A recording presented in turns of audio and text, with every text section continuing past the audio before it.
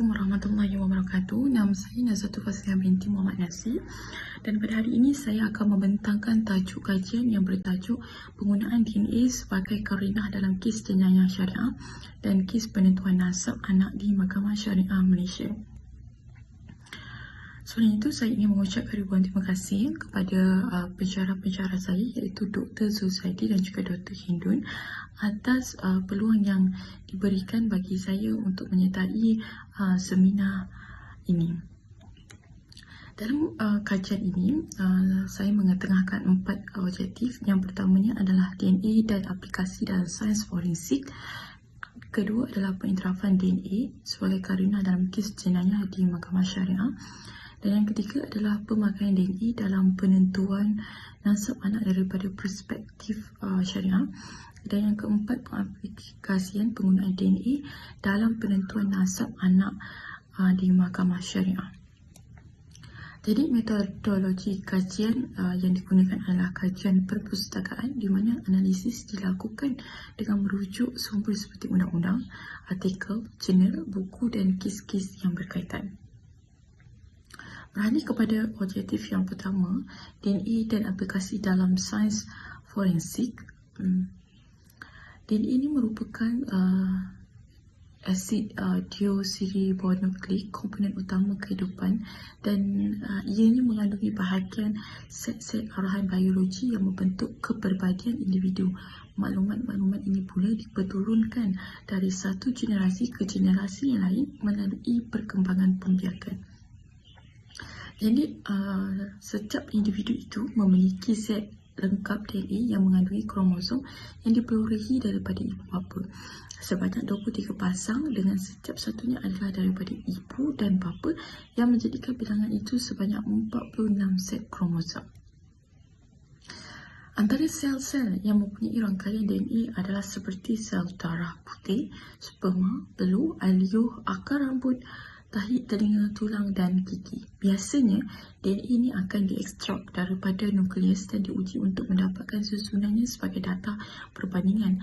Namun, dalam kes seperti sampel mayat yang telah rebut atau sel-sel yang telah mati, biasanya DNA mitokondria akan digunakan pakai berbanding DNA nukleus. Jadi, dalam aplikasi DNA dalam sains forensik, boleh dilihat di mana sains forensik ini berfungsi sebagai satu platform kemahiran untuk menyelesaikan sesuatu kes atau penyiasatan yang menggunakan aplikasi sains dalam menyelesaikan kes yang berkaitan. Kebanyakan kes yang menggunakan profil DNA adalah untuk memastikan identiti individu, sebagai contoh untuk mengenal pasti profil genetik daripada sampel biologi yang diperolehi di tempat kejadian sesuatu kes, sebagai contoh tinggalan sperma dalam kejadian rokok. Dan yang kedua adalah untuk mengenal pasti profil genetik daripada sampel orang kena tuduh atau suspek. Dan yang ketiga adalah untuk membandingkan antara kedua profil ini untuk mendapatkan persamaan atau perbezaan.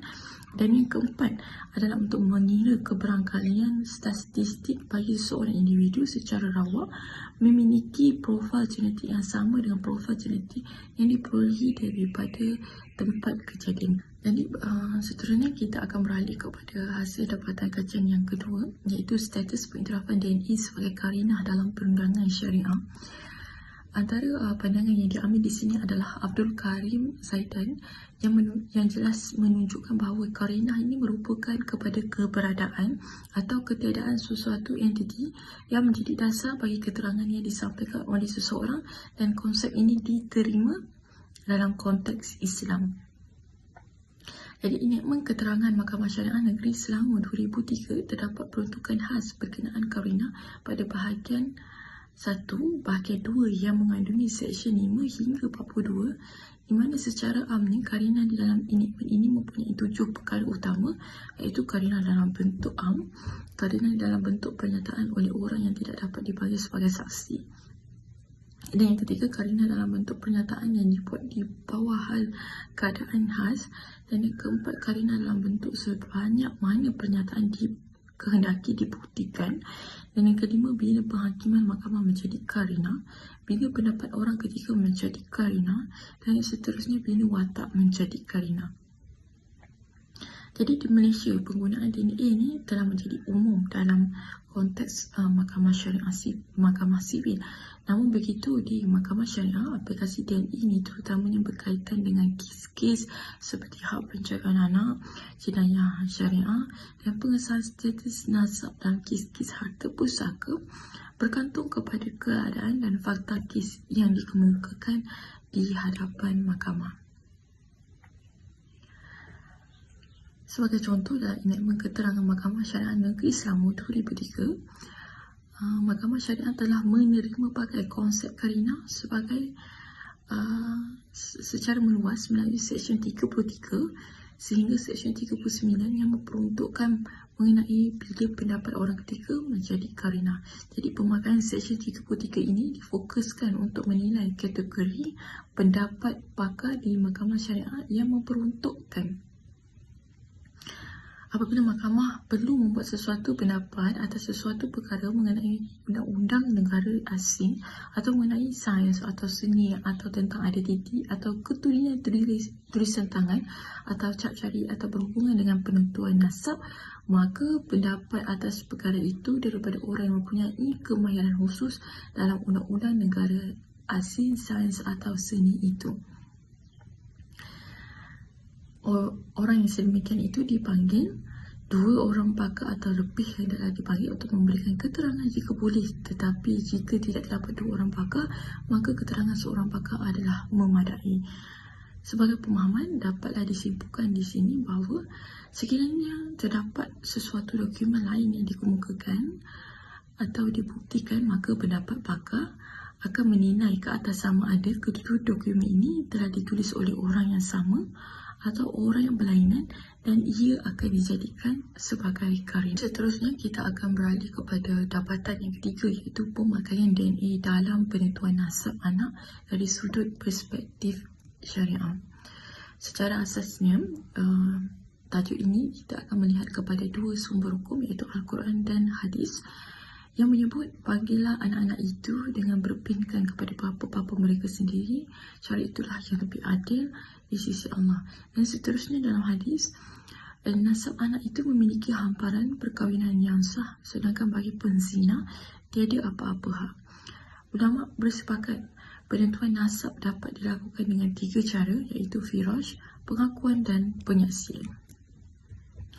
Jadi ulama bersepakat dalam menggunakan doktrin firash ini, suami mestilah seseorang yang berkemampuan untuk melakukan hubungan kelamin bagi membolehkan isterinya mengandung dan sudah mencapai usia balik. Mazhab Syafi'i, Maliki dan Hanbali pula mensyaratkan suami dan isteri mesti tinggal bersama sehingga memungkinkan kandungan itu berlaku bagi memastikan nasab diberikan kepada mereka yang berhak dan kedudukan pemeliharaan nasab itu begitu tinggi walaupun ikatan akad yang sebenarnya telah berlaku. Mazhab Hanafi pula berpendapat dengan mengambil pendekatan yang lebih longgar dengan tidak mensyaratkan suami isteri itu perlu tinggal bersama, bahkan cukup dengan akad nikah sebagai satu ikatan yang mulia untuk membuktikan bahawa anak yang bakal dilahirkan adalah sah taraf. Islam sangat menitikberatkan soal nasab bagi memelihara makasih syariah yang lima, iaitu untuk menjaga nasab atau keturunan demi menjaga maslahat awam, umumnya dengan menghalalkan perhubungan melalui perkahwinan. Jadi berhubung dengan perkara itu, kita bolehlah merujuk kepada fatwa yang dikeluarkan oleh Mesyuarat Jawatan Kuasa Fatwa Negeri Pulau Pinang yang merujuk kepada keputusan Majma' Fiqh Al-Islami yang bersidang pada 5 ke 10 Januari 2002, di mana di sini dihuraikan isu yang berkaitan pemakaian DNA dalam penentuan nasab anak. Pertama, tiada larangan agama untuk bergantung kepada DNA dalam siasatan kesalahan jenayah dan boleh mengambilnya sebagai satu jalan untuk mensabitkan kesalahan yang tidak termasuk di dalam bab hukum had dan juga kisas. Dan yang kedua, penggunaan kaedah DNA dalam bidang penetapan nasab mestilah ditangani dengan penuh berhati-hati, cermat dan sulit. Oleh itu tidak semestinya didahului nas-nas agama dan kaedah-kaedah syarak berbanding DNA. Dan yang ketiga, tidak dibenarkan agama bergantung kepada DNA untuk menafikan nasab, dan ianya juga tidak boleh mendahulukan nasab berbanding li'an. Seterusnya kita akan beralih kepada hasil dapatan kajian kita yang keempat, iaitu pengaplikasian penggunaan DNA dalam penentuan nasab anak di mahkamah syariah. Jadi di sini kita boleh melihat di mana mahkamah syariah masih menggunakan analisis DNA dalam penentuan nasab, namun ianya bersifat fleksibel dan juga tidak mengikat keputusan hakim mahkamah syariah. Terdapat dua kes yang saya bawa di sini. Yang pertama adalah kes Wan Azmi dan Nik Salwani, di mana mahkamah syariah lebih mengutamakan kiraan tempoh kelahiran anak selepas kelahiran untuk penentuan nasab anak tanpa melihat ada keperluan untuk melakukan analisis DNA. Dan bagi kes Muhammad Ismail bin Haji Abu Bakar dan Hajah Rosita atau Nurul Ashikir binti Haji Lakan, DNA dijalankan bagi membantu pihak plaintiff untuk meyakinkan dakwaannya bahawa anak tersebut bukan nasabnya. Dan tempoh kelahiran anak menjadi penanda aras utama mahkamah untuk membenarkan sumpah li'an. Jadi kesimpulan daripada kajian ini dapatlah disimpulkan bahawa Islam adalah agama yang menginginkan kebaikan kepada umatnya dan bukan kepahian. Jelasnya dalam masalah penentuan nasab yang kini menjadi pertikaian masyarakat, mendorong kepada kaedah pemakaian DNA sebagai karina bagi menguatkuasakan keputusan dan membantu hakim dalam membuat pertimbangan bagi menilai sesuatu isu yang timbul di hadapannya dengan cara yang lebih efisien. Namun begitu, penggunaan kaedah DNA ini perlulah dilakukan secara berhati-hati, terutamanya dalam bidang penetapan nasab anak, serta tidak dibenarkan agama bergantung kepada DNA untuk menafikan nasab, dan ianya tidak boleh juga mendahulukan DNA berbanding li'an dalam hal atau permasalahan yang berkaitan dengan penafian nasab. Sekian saja, wabillahi taufiq wal hidayah. Wassalamualaikum warahmatullahi wabarakatuh.